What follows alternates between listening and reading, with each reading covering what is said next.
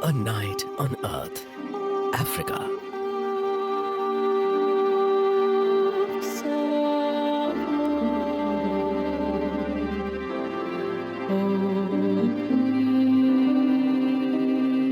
ये elephant family विशाल African savanna में रहती है। ये दुनिया के सबसे बड़े विल्डरनेस में से एक है। दिन के वक्त भले ही ऐसा लगता हो कि यहाँ कुछ नहीं हो रहा, पर जब रात होती है और आसमान में तारे जगमगाने लगते हैं, तो ये जगह वो स्टेज बन जाती है जिस पर जानवर अपने अपने रोल्स निभाते हैं, जिन्हें अब हमने कैप्चर किया है।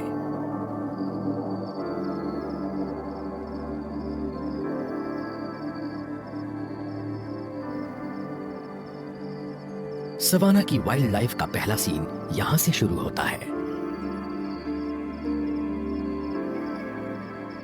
हमारी कहानी उस शाम को शुरू हुई जब एक डोमिनेंट मेल एलिफेंट नदी के किनारे पानी पी रही क्लैन की मैट्रियार्क की तलाश में वहां पहुंचा।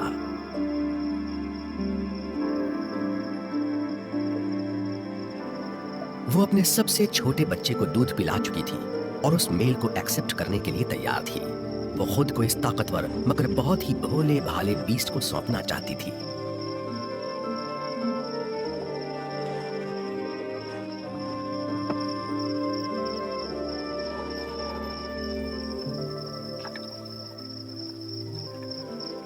रात के अंधेरे में हर खतरे से दूर इनका ये प्यार का सिलसिला सुबह तक चलता रहा।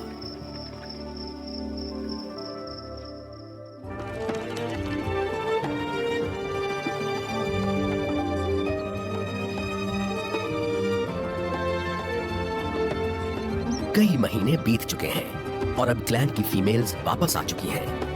ये रेनी सीजन है, इसलिए प्लेन्स में पानी की कोई कमी नहीं और सवाना में हर तरफ हरियाली छाई हुई है।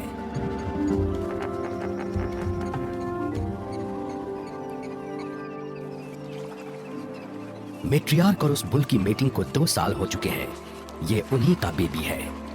ये मेल है, इस क्लैन का सबसे नया और छोटा मेंबर। इसकी मदर और ग्रुप की बाकी फीमेल्स को इसे प्रोटेक्ट और एजुकेट करना होगा। अगर ये ऐसा नहीं कर पाई तो ये जिंदा नहीं बचेगा।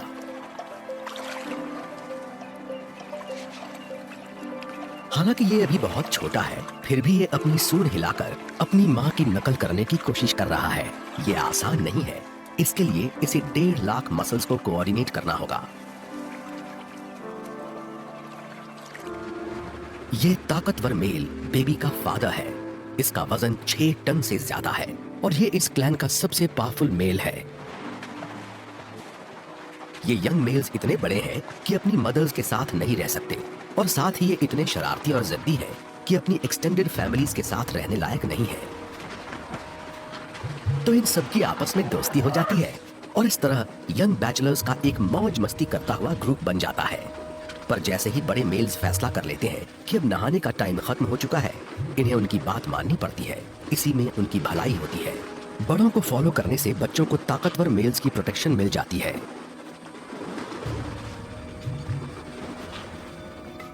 ऐसी होती है हमारे एलिफेंट्स की फैमिली लाइफ। फीमेल्स और बच्चे एक तरफ, मेल्स दूसरी तरफ, पर वो कभी भी फीमेल्स से ज्यादा दूर नहीं जाते।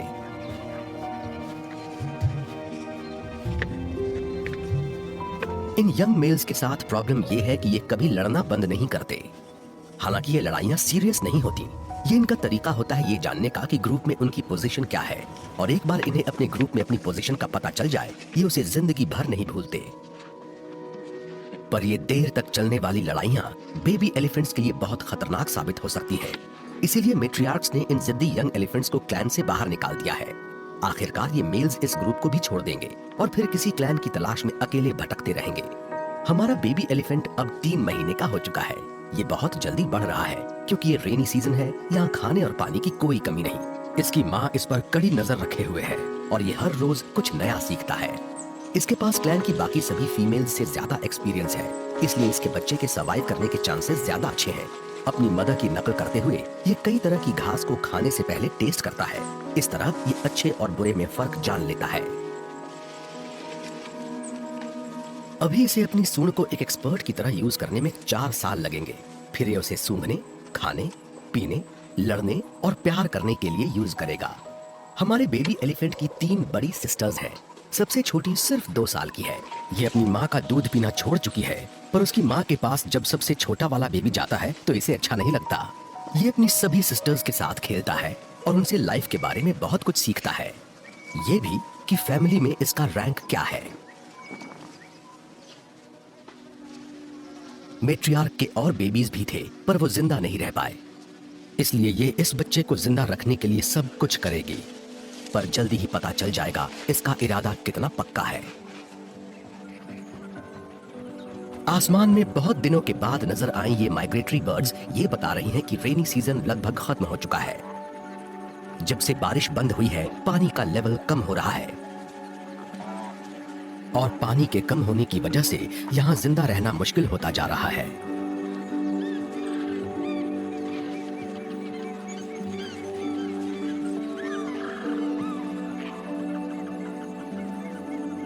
एलिफेंट्स के पास बर्ड्स को फॉलो करने और सवाना को छोड़ने के अलावा और कोई चारा नहीं है।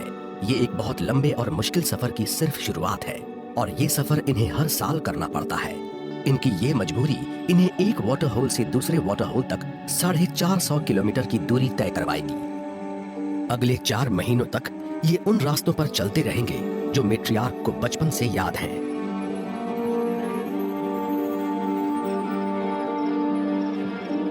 इस सफर के दौरान ये सबसे आगे चलेगी और पूरे रास्ते में इसके गाइड होंगे सवाना की खुशबुएं और आवाजें। ट्रैवल करने के लिए सनसेट सबसे अच्छा टाइम होता है। इस वक्त इनकी आंखें शेड्स और कलर्स को दोपहर के मुकाबले ज्यादा अच्छे से देख पाती हैं और इस तरह इनका लंबा सफर शुरू हो चुका है।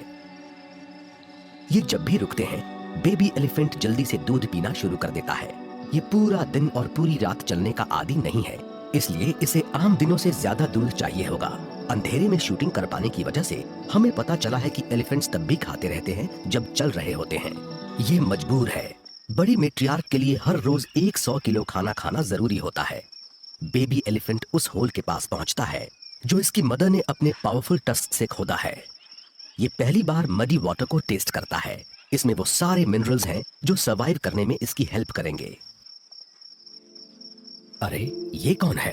3 महीने का हमारा बेबी एलिफेंट सब कुछ जान लेना चाहता है, पर इसे इस बात का अंदाजा नहीं कि ग्रुप की सेफ्टी से बाहर जाना कितना खतरनाक हो सकता है। यहां पर रात में खतरों की कोई कमी नहीं, खास तौर पर एक अकेले बेबी एलिफेंट के लिए।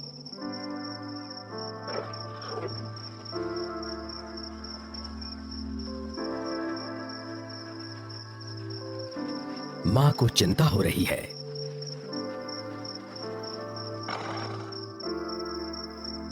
वो अचानक रुकती है और साथ में बच्चियां भी रुक जाती हैं। इन्हें थोड़ा डर लग रहा है। ये पूरी तरह से अलर्ट है। ये हर साउंड को सुनने की कोशिश कर रही हैं, लेकिन कानों से नहीं बल्कि अपने पैरों से। ये अपने बड़े सोल से जमीन की वाइब्रेशंस को डिटेक्ट करती हैं। मैट्रियार्क को फील हो रहा है यहाँ आसपास कुछ लायंस हैं।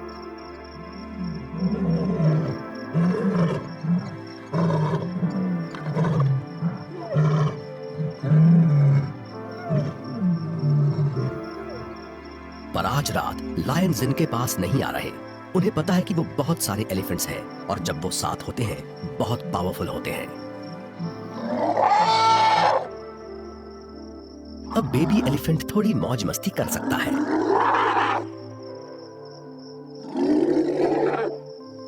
फिलहाल मदर बेफिक्र होकर मिट्टी वाले पानी के पास लौट आई है। कल हमारा बेबी एलिफेंट शरीर के लिए बेहद जरूरी मिनरल से भरा हुआ दूध पिएगा। मैट्रियार्क सिग्नल देती है, जाने का वक्त हो गया। एक और एलिफेंट फैमिली के साथ फीमेल्स एक बार फिर आगे बढ़ रही हैं, पर ये अपने बच्चों की वजह से पीछे छूट रही हैं। इन्हें ऐसे रास्तों से गुजरना पड़ रहा है जो ज्यादा सेफ हैं। मेल्स के साथ इस तरह की कोई मजबूरी नहीं है। उन छोटे मैमल्स के लिए जो यहाँ रहते हैं, ड्राई सीजन बदलाव का वक्त होता है, जब उनकी दुनिया धूल में बदल जाती है। जल्दी ही बाहर की दुनिया एक भट्टी बन जाएगी और सिर्फ वो ही जिंदा रह पाएंगे जो गहरे बिलों में रहते हैं।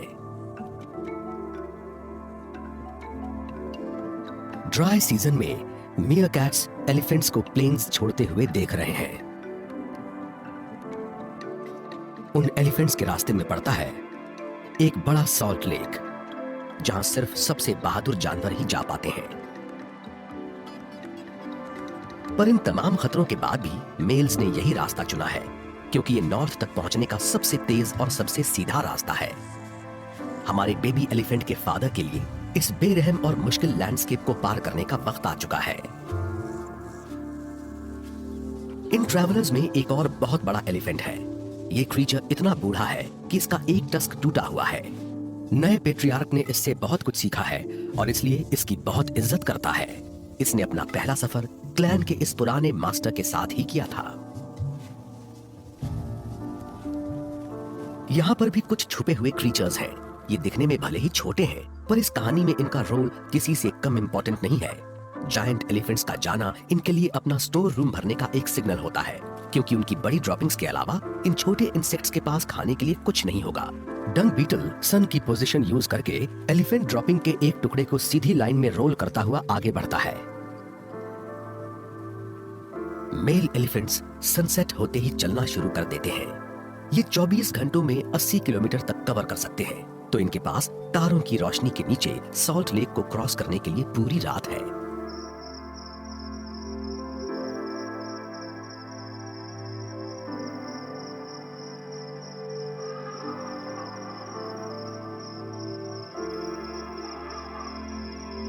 इस साल ड्राई सीजन जल्दी आ गया है। बेबी एलिफेंट की फैमिली आखिरकार एक लंबा फासला तय करने के बाद रुकी है। जिस वक्त उसका बेबी दूध पी रहा है, मैट्रियार्क आगे के ऑप्शंस के बारे में सोचती है। बहुत साल पहले इसकी अपनी मदर ने इसे नॉर्थ से जाने वाले एक रास्ते के बारे में बताया था, जो ड्राई लेक को बाईपास करके निकलता है। वो उसके मुकाबले कहीं ज्यादा लंबा रास्ता है, जिससे मेल्स जा रहे हैं, पर उससे कहीं ज्यादा सेफ है। इसके बेबी की सेफ्टी से ज्यादा इंपॉर्टेंट और कुछ नहीं। और फिर एलिफेंट्स के जाते ही रात के अंधेरे में एक मिनिएचर वर्ल्ड सामने आता है। मीयरकैट्स के अलावा सिर्फ पॉर्क्यूपाइन्स वो क्रीचर्स हैं जो ड्राई सीजन को झेल पाते हैं। ये दिन में कभी नहीं दिखते हैं, क्योंकि ये पूरी तरह से नॉक्टर्नल हैं। फॉरेजर्स होने के नाते ये वो खाते हैं जो एलिफेंट्स पीछे छोड़ जाते हैं, सीड्स, रूट्स और ट्यूबर्स, जिनके दम पर ये अगली बरसात के आने तक जिंदा रहेंगे। पॉर्क्यूपाइन्स का साइज भले ही छोटा है, फिर भी इन्हें शिकारियों का कोई डर नहीं होता। कोई भी हाइना, लेपर्ड और यहाँ तक कि लायन भी इनकी स्पाइन से उलझने की हिम्मत नहीं रखता है।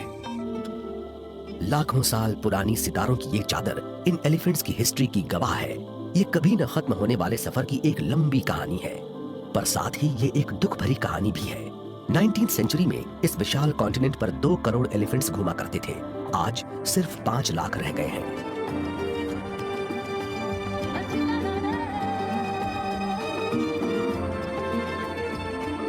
सुबह होने पर सब मेल्स एक ही डायरेक्शन में आगे बढ़ रहे हैं। इनका मकसद उस आखिरी वाटर होल तक पहुंचना है, जो पीछे छूट चुके सॉल्ट लेक और आगे नॉर्थ में आने वाली उस जमीन के बीच है, जहां इन्हें पहुंचना है। जब तक ये पेट्रियार्क और बाकी यंग एलिफेंट्स उस स्पॉट पर पहुंचे, दोपहर की 45 डिग्रीज की गर्मी इनका चलना मुश्किल कर रही है। बाकी फैमिलीज भी आने लगी हैं, पर हमारे बेबी एलिफेंट का क्लैन नहीं है इनमें। ये अच्छी खबर नहीं है। इस पूल में पानी एक स्ट्रीम के जरिए पहुंचता है, पर आज उस स्प्रिंग में पानी नहीं है और इसलिए ये पूल ऐसे कीचड़ से भरा है जो पीने लायक नहीं है। एलिफेंट्स पूल के इर्द गिर्द इकट्ठा हो गए हैं, जिससे अवेलेबल पानी और कम हो गया है। कुछ तो उसके पास भी नहीं पहुंच पा रहे। ये जंगल का कानून है, यहाँ सिर्फ सबसे ताकतवर जिंदा रहता है।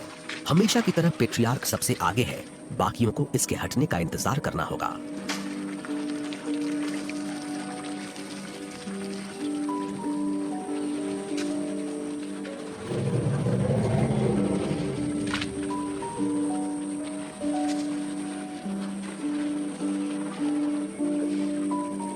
कभी बहुत पहले अफ्रीका का यह हिस्सा एक छोटा सा स्वर्ग था। बिल्कुल इसी जगह एक इतना बड़ा लेक था कि वो सी तक फैला हुआ था। वो लेक अब पूरी तरह से गायब हो चुका है, पर एलिफेंट्स की एंशिएंट कलेक्टिव मेमोरी इन्हें आज भी यहां खींच लाती है।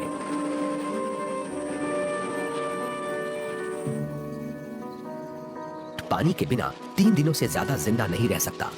हमारी मेट्रियार्क, जिस पर इस पूरी फैमिली की जिम्मेदारी है, इसने सफर शुरू होने के बाद 2 दिनों से पानी नहीं पिया है।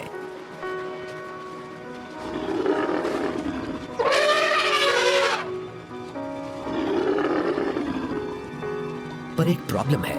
फिलहाल उस स्प्रिंग पर बड़े और मतलबी मेल्स का कब्जा है।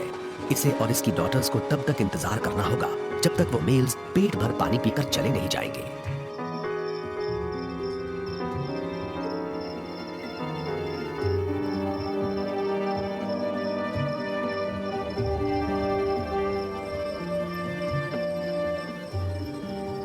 यहाँ पर दिन रात नए एलिफेंट्स का आना जारी है।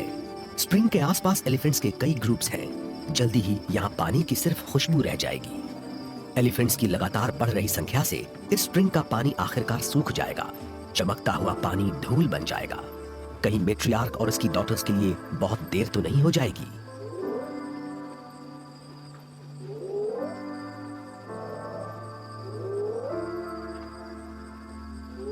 एक अकेला हाइना पहले ही एलिफेंट्स के इस लूज सर्कल में घुस चुका है। ये शरारती बेबी एलिफेंट अभी इतना बड़ा नहीं है कि समझ सके कि कुछ जानवर बहुत खतरनाक हो सकते हैं। हाइनास को ये बात पता है और जब ये हमला करते हैं तो अक्सर बहुत देर हो चुकी होती है।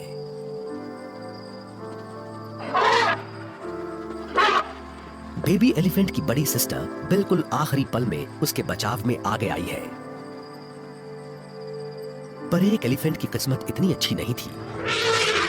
रात में एलिफेंट क्लैन ने अपने एक मेंबर को खो दिया है। लायंस ने अंधेरे का फायदा उठाकर अचानक हमला कर दिया था। एक 8 साल की फीमेल अपने ग्रुप से काफी दूर चली गई थी। उसे उस गलती की कीमत अपनी जान देकर चुकानी पड़ी। सुबह होने से कुछ देर पहले मेट्रियार्क फैसला कर लेती है, यहां से निकलना होगा।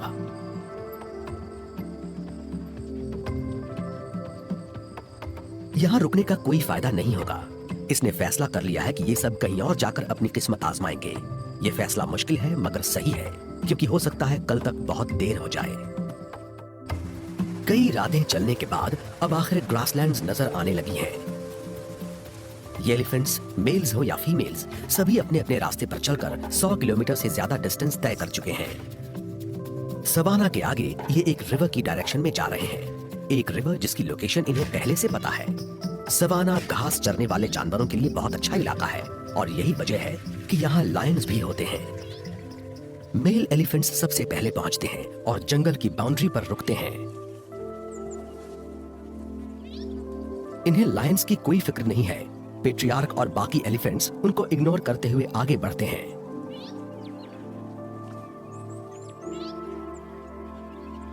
इस बड़े मेल को इसके रास्ते से कोई नहीं हटा सकता। इसे पता है ये कहां जा रहा है।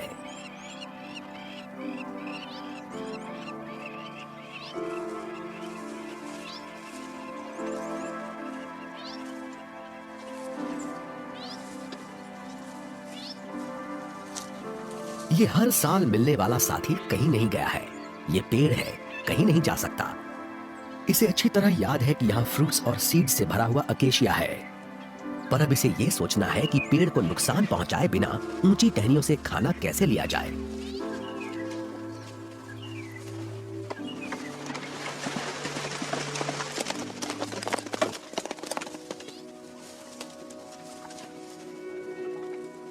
इसे बहुत ध्यान देना होगा, कहीं ऐसा ना हो कि ये कीमती पेड़ जड़ से ही उखड़ जाए। इसे प्यार से रखा गया तो ये आगे भी हर साल यहीं रहकर इसका स्वागत किया करेगा। इसके पुराने मास्टर का टस्क भी कई साल पहले ऐसे ही टूटा था। नए पेट्रियार्क को पता है कि इसे वो गलती नहीं दोहरानी है और इसके 2 यंग साथी ये बात सीख रहे हैं। एलिफेंट्स जितना खाना खाते हैं उसमें से सिर्फ आधा डाइजेस्ट करते हैं, तो हॉर्नबिल्स उनको फॉलो करती हैं और उनके डंग की पाइल्स में से जो भी मिलता है उसे खाती हैं। बचे हुए बीज जमीनेट होकर नए पौधे बनते हैं। तो एलिफेंट्स को सवाना के ग्रेट गार्डनर्स कहना गलत नहीं होगा। ये हर साल यहाँ से गुजरते हुए इसे रीजनरेट कर देते हैं।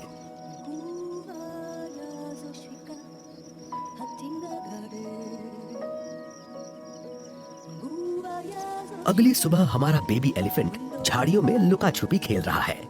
ये खेल सकता है क्योंकि इसकी फैमिली आखिरकार पहुंच चुकी है। पर क्योंकि अकेशिया पर मेल्स का कब्जा है, मेट्रियार्क को न्यूट्रिएंट से भरपूर जंगली घास खाकर ही गुजारा करना पड़ रहा है। इसमें मौजूद मॉइस्चर इसकी प्यास भी बुझाता है। पर एक चीज है जो अब भी इसे परेशान कर रही है। यहाँ कुछ दूरी पर लायंस हैं। ये अपने पैरों के सोल से उनकी मूवमेंट को फील कर सकती है और यहाँ तक कि गिन भी सकती है कि वो कितने हैं। जी हाँ, एलिफेंट्स को गिनना आता है। पर इन लायंस के हंटिंग स्किल्स इस मैट्रियार्क के सामने बेकार है। इसे पहले ही पता है वो सब कहां छुपे हुए हैं। वो अपने बेबी को अपने पास ले आती है। जब तक ये बेबी इसके पास रहेगा, लायन उस पर हमला करने की हिम्मत नहीं करेंगे।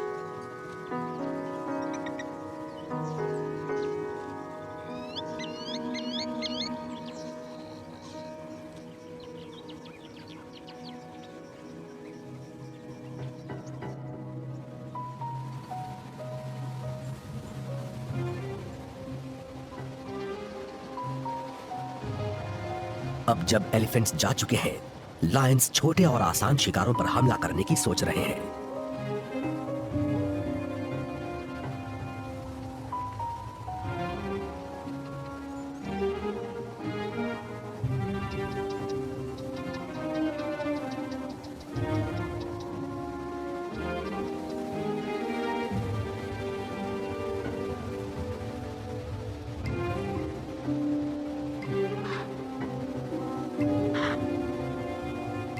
पर गजेल्स और एंटीलोप्स हमेशा अलर्ट रहते हैं और अगर वो लायन को देख ले तो उन्हें पकड़ना लगभग नामुमकिन होता है। रूल बहुत सिंपल है, कोशिश तभी करो अगर पकड़ सको।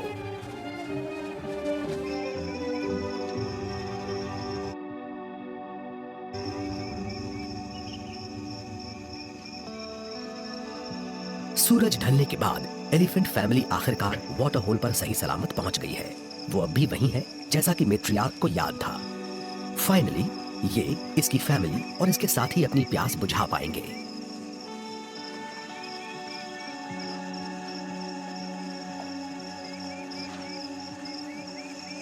और वो भी बिल्कुल सही समय पर, क्योंकि ये मैट्रियार्क और इसकी डॉटर्स पानी के बिना एक भी दिन और जिंदा नहीं रह पाती। एलिफेंट्स बहुत धीरे मूव करते हैं। यहाँ का पानी बहुत साफ है और ये नहीं चाहते कि मिट्टी इसे गंदा कर दे।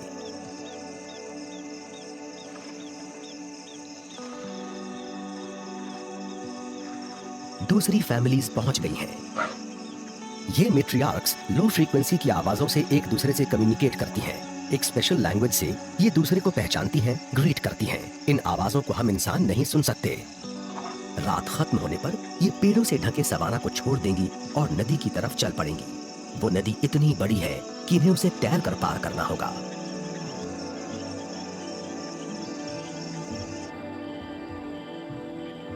ईगल आउल की आंखें, जो रात के अंधेरे में देखने के लिए बनी है, हल्की सी रोशनी को भी एम्पलीफाई कर देती हैं। ये वो देख लेता है जो हम नहीं देख पाते। मैट्रियार्क रात की ठंडक और खामोशी का मजा ले रही है। इसने अपनी स्पीड कम कर दी है ताकि इसका बेबी इसके साथ चल सके।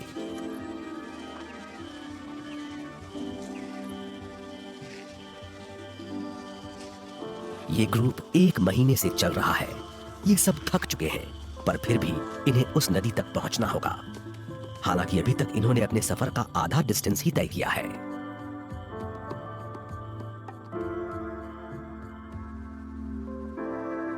एलिफेंट्स की कलेक्टिव मेमोरी में ये लैंडस्केप एक जीता जागता मैप है। इन्हें हर फीडिंग ग्राउंड और हर वाटर होल के बारे में पता है। और इससे भी ज्यादा इंप्रेसिव बात यह है कि इन्हें अच्छी तरह से मालूम है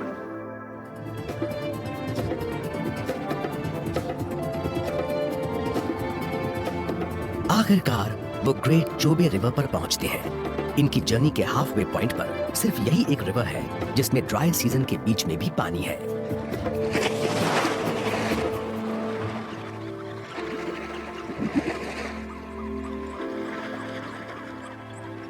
बहुत दिनों बाद मौका मिला है, इसलिए पैट्रियार्क कई घंटों तक नहा रहा है।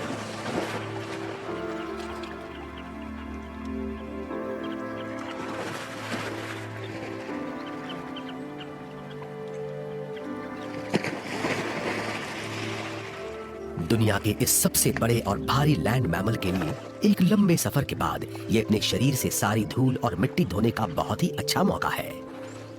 ये बिना जोर लगाए तैर रहा है। पानी की वजह से इसकी 6 टन की बॉडी लगभग वेटलेस हो गई है।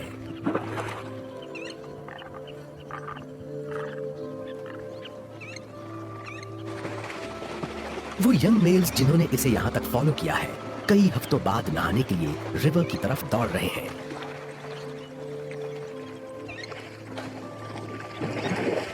पर पेट्रियार्क को अपनी प्राइवेसी बहुत प्यारी है, इसलिए यंग मेल्स के लिए इससे कुछ दूरी पर तैरना ही ठीक रहेगा।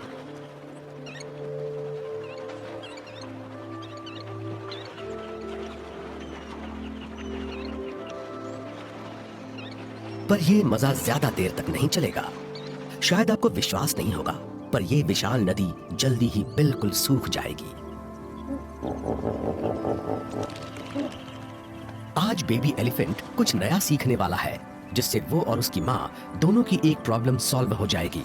वो आज पहली बार पानी पीने वाला है, वो भी अपने आप। अब इसे दूध पीने की जरूरत नहीं, और वैसे भी थकने की वजह से माँ का दूध सूख चुका है।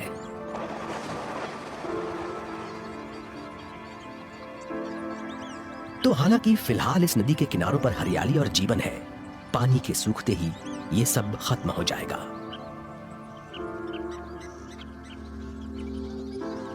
बाढ़ आने पर ये नदी सवाना को ढक देती है।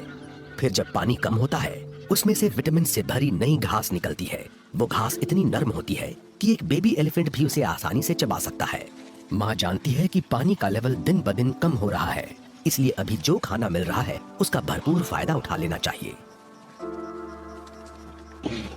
आज मैट्रियार्क कुछ देर अकेली रहकर थोड़ा आराम करना चाहती है। तब तक बेबी एलिफेंट का ख्याल झुंड की एक दूसरी फीमेल रख रही है।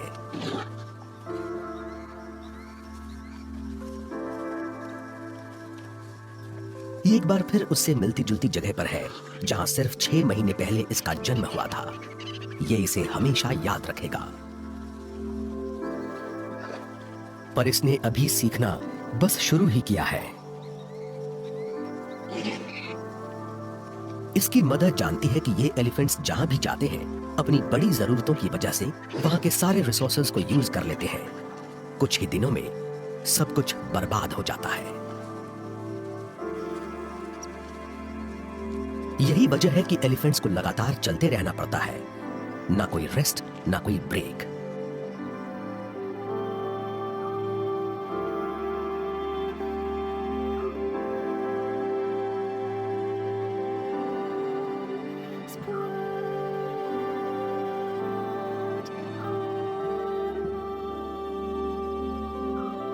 इनमें ये ताकत कहां से आती है कि ये हर एक पैराडाइज को पीछे छोड़कर पानी और घास की तलाश में आगे बढ़ते रहते हैं। ये शिकारियों से बचने के लिए हर बार सबसे सेफ रास्ते कैसे ढूंढ लेते हैं, इसके लिए हौसला चाहिए होता है।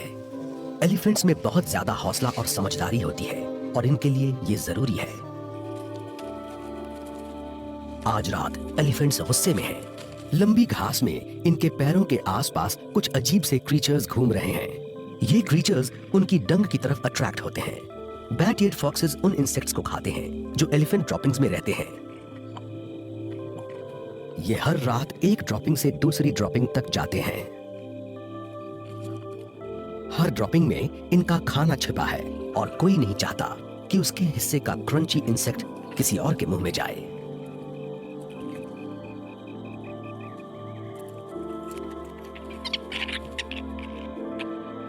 एलिफेंट सीजन बहुत छोटा होता है, इसलिए फॉक्सेस को जल्दी जल्दी खाना पड़ता है। एक बार फिर सबसे स्ट्रॉन्ग और सबसे क्लेवर की मर्जी चलती है।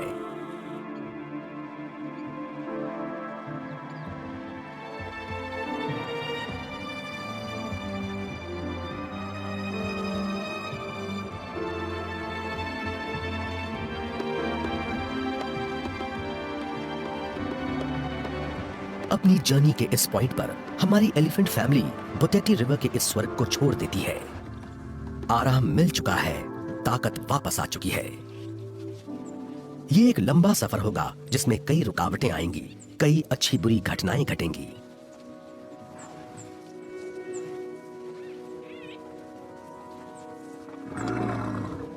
इस सफर में इनका सामना कई अजीब जीवों से होगा। ऐसे क्रीचर्स जो दिन में कभी नहीं दिखते हैं, क्योंकि वो सिर्फ रात में निकलते हैं। ये स्केली एंटीटर, ये पैंगोलिन दुनिया का अकेला मैमल है जिसके स्केल्स होते हैं। इसे भी एलिफेंट्स की तरह दुनिया की सबसे ज्यादा एंडेंजर्ड स्पीशीज की लिस्ट में रखा गया है। आडवाक की अपीयरेंस और लाइफस्टाइल इसके नाम से भी ज्यादा अजीब है। कीचड़ में खेलते और रोल करते हुए यंग एलिफेंट्स में ऐसी दोस्ती हो जाती है जो जिंदगी भर नहीं टूटती।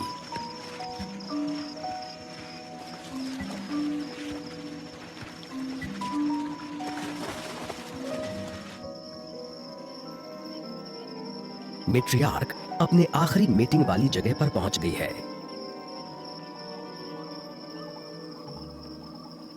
एक रात इन्हें अपने पुराने रास्ते पर एक गांव नजर आता है।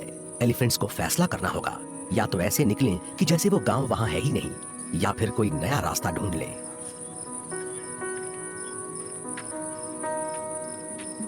सूखा पूरे सफर में इन फैमिलीज का पीछा करता है।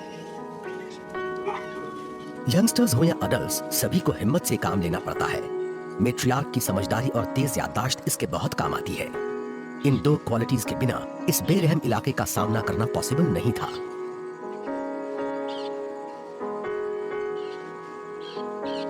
धीरे धीरे वाटर होल्स गायब होते जा रहे हैं और पानी के लिए कंपटीशन बढ़ता जा रहा है। ये खतरनाक ट्रैप्स बन जाते हैं जहां लायंस और हाइनास शिकार करने की ताक में रहते हैं।